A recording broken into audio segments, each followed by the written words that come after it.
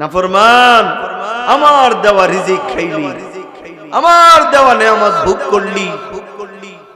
নাফরমান, তুই আমার ডাকে সাড়া দিলি না।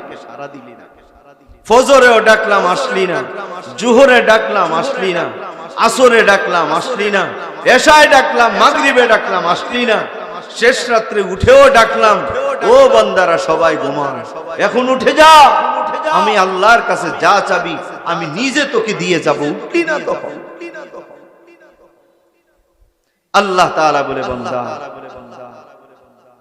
তুই যখন আমার হুকুম মানস না, তুই চিটা দানের মতো হয়ে গেছিস। আমি তোর হিসাব চায় চায় দেখছি, জমিন থেকে ধানগুলি কাইটাই না, ধান সরার পরে যেগুলি চিটা দান, এগুলি ঘরেও নেও না, গোলাতে উঠাও না, এগুলি উঠানে রাইখা দাও। মুরগিগুলো এগুলিকে সরায় ফেলে, একটু শুকানোর পরে এগুলিকে চুলায় দিয়ে তুমি আগুন ধরাও।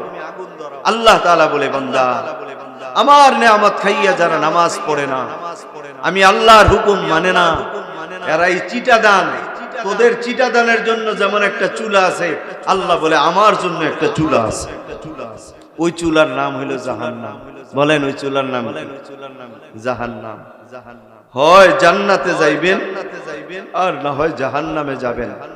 এই দুই বাড়ির কোন একটা বাড়ি এখান থেকে নির্ধারণ করে যেতাম, দুই বাড়ির একটা বাড়ির টিকিট এখান থেকে কেটে যেতাম।